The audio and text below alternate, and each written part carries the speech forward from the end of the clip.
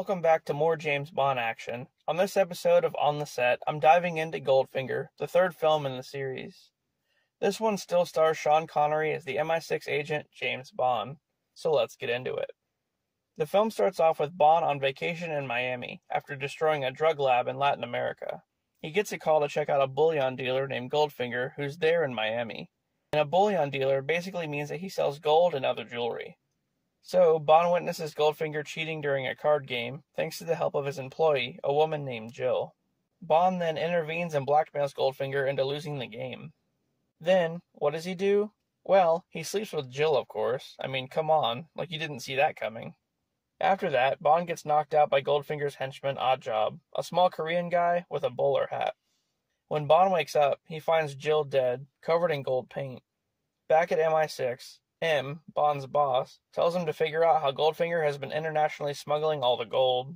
A bit later on, Bond meets up with Goldfinger and plays golf with him, wagering a bar of gold which apparently at one point belonged to the Nazis.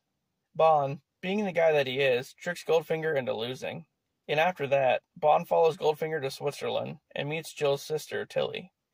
They go to Goldfinger's refinery, where Bond hears him explain how he smuggles all the gold. He hides it in the bodywork of his car. Then he talks about something called Operation Grand Slam. Suddenly, Tilly tries to kill Goldfinger but fails, and Oddjob kills her instead. And he does so by throwing his hat at her. Yeah, I know how dumb that sounds, but the edge of his hat is like razor sharp or something. Anyway, Bond gets strapped to a table with a laser above it. And just as the laser's about to reach him, Bond tells Goldfinger that MI6 knows about Operation Grand Slam. But they don't. Anyway, Goldfinger believes him and lets him live. Then, still captive, Bond gets flown to Goldfinger's farm in Kentucky in a private jet. The pilot's name is Pussy Galore. Seriously? That's her name? And this is the point in the Bond films where they start giving these females like crazy sexual innuendo names. From here on out, they have like Dixie Normus and Lotta Vagina and shit like that. I mean, those two examples are from Austin Powers, but you see what I'm saying. So Goldfinger meets with some mafia guys who are giving him supplies for the operation. As it turns out, Operation Grand Slam is his plan to steal gold from the U.S. bullion depository by releasing nerve gas into the atmosphere.